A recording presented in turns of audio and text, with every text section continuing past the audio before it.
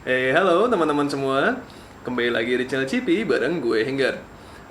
Kalau di dunia mini 4WD itu kalian pasti sering banget mendengar istilah single shaft dan double shaft. Apa sih bedanya? Yuk, kita sharing bareng-bareng yuk.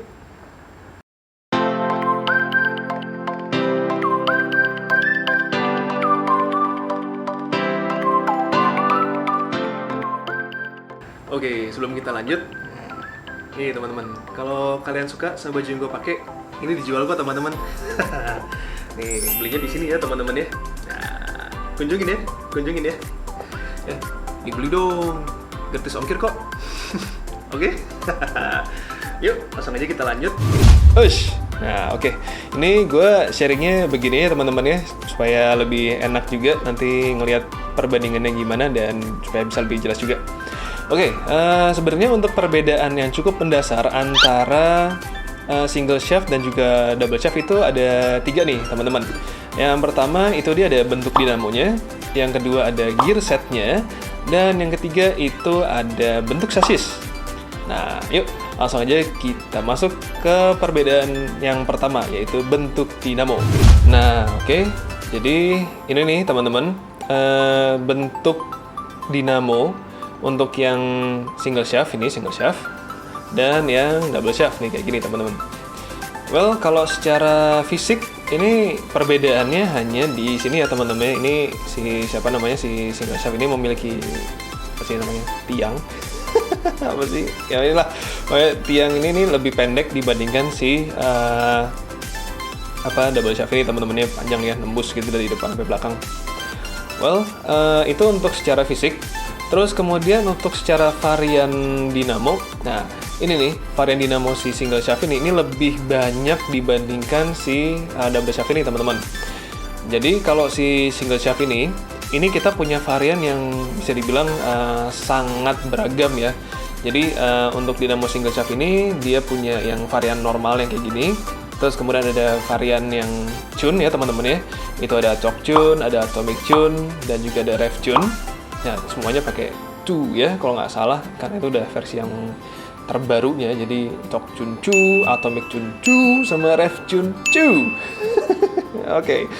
Terus kemudian dari seri dash itu ada sekitar 6 varian. Yang pertama ada light dash, terus kemudian ada hyper dash 3, ada power dash, ada sprint dash, dan kemudian ada ultra dash, dan juga yang paling kenceng katanya nih ya, yang paling kenceng itu ada plasma dash. Nah, cuman gue belum pernah coba sih itu si plasma dash itu kayak apa harinya.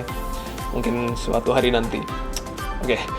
Nah, itu dari yang si single shaft. Untuk yang double shaft, nah ini variannya bisa dibilang cukup sedikit nih teman-teman, nggak sebanyak yang si dia tadi. Nah, untuk variannya dia ada yang normal kayak gini. Terus kemudian dia ada yang seri tune juga, ada choke tune 2 Pro. Nah, jadi lupa. Ini kalau untuk yang double shaft itu dia nyebutnya pakai Pro ya belakangnya teman-teman. Jadi untuk yang seri tune itu ada choke tune 2 Pro. Terus kan ada atomic tune 2 Pro. Terus kan ada rev tune 2 Pro. Nah, terus kemudian untuk yang seri dash itu dia ada light dash Pro, ada hyper dash Pro, nggak pakai 3 ya, jadi hyper dash Pro, dan sama mach dash Pro.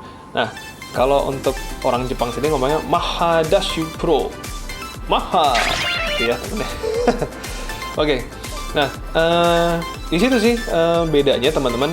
Kalau untuk segi power atau kecepatan gitu sih bisa dibilang sama aja.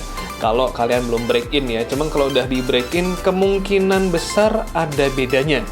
Nah, cuman gue belum sempat bikin perbandingan nih antara single shaft dan juga double shaft.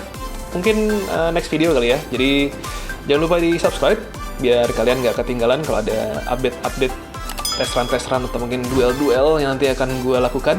Asik. Yalah, langsung aja kita move on ke perbedaan yang kedua, yaitu gear setnya. Yes. Nah, jadi nih teman-teman, perbedaan yang kedua, gear set dari single shaft, dan ini juga dari double shaft. Oke, gue kayaknya mulai dari single shaft dulu aja kali ya. Nah, ini kalau untuk yang single shaft, itu gear setnya itu kita pakainya ini teman-teman. Ini ada satu pinion gear, jadi ini yang namanya pinion gear ya teman-teman ya, kayak begini. dan ini dipasangin di sini sama kayak tadi di depan udah ditunjukin. Nah ini kayak begini. Terus kemudian ini ada 2 buah crown gear. Ini kalau orang sini ngomongnya corona, bukan penyakit ya, bukan virus. Nah ini ada 2 seperti ini. Ini warnanya ada yang pink, ada juga yang warna orange kalau nggak salah, dan ada yang warna hitam. Itu kalau untuk yang carbon reinforced. Dan terus kemudian, nah ini nih, ini ada counter gear dan juga ini ada spar gear teman-teman. Jadi bentuknya seperti ini. Nih ya, jadi dia terangkan begini. Terus kemudian, nah ini nih, untuk bisa membuat dia 4-wheel drive, ini dia pakai ini nih, pakai apa namanya, propeller shaft namanya, seperti ini. Nah, dan terus kemudian kalau di apa namanya, di single shaft ini juga dia banyak sekali tipe dan jenis gear rasionya teman-teman ya. Nah ini gambarnya kayak gini. Itu kalau kalian bisa lihat sendiri itu banyak ya teman-teman ya, jenis-jenisnya, tipe-tipe gear rasio. Gue gak akan bahas satu-satu, banyak banget. Oke, lanjut ke yang double shaft. Nah ini untuk yang double shaft, bedanya adalah ini nih. Ini pinion gearnya ada 2, kayak begini teman-teman. Ini ya karena dia tiangnya apa namanya, panjang itu ya, panjang, jadi pinion gearnya harus dipasang di 2 arah seperti ini. Nah kurang lebih ya keras. Nah jadi kurang lebih kayak gini teman-teman ya. Ini pasang. Terus kemudian ini ada 2 spar gear kayak gini, dan ada juga 2 counter gear. Nah perbedaannya adalah kita nggak pakai ini nih propeller shaft untuk di double shaft ini teman-teman. Ya ini perannya itu sudah digantikan oleh ini nih, si tiang yang panjang ini, dan juga 2 pinion gear ini.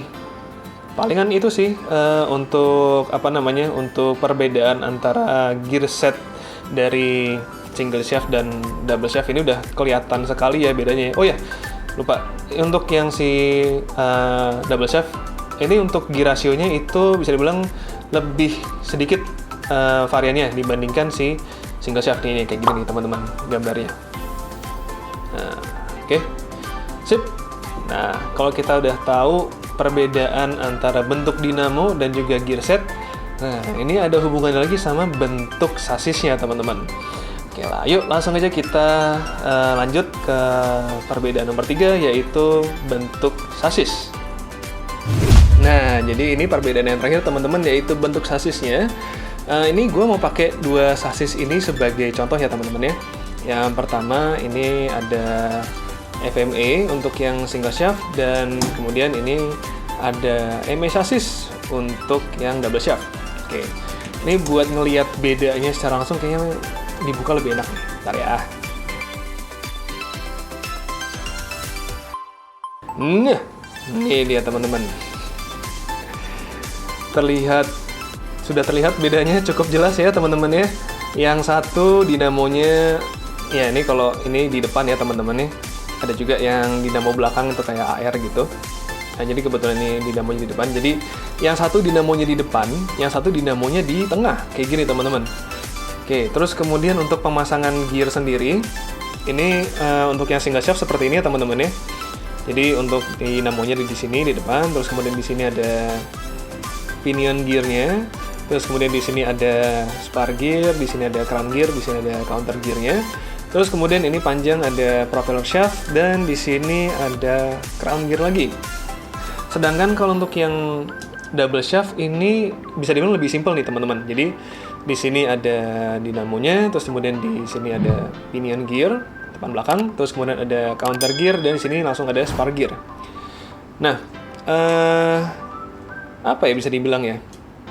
Kalau untuk masalah distribusi power, kayaknya secara di atas kertas ya, ini lebih efisien nih teman-teman, karena tenaganya ini langsung bisa disalurkan dari dinamonya ke gearnya masing-masing, dan ke bagian-bagian rodanya ini itu langsung.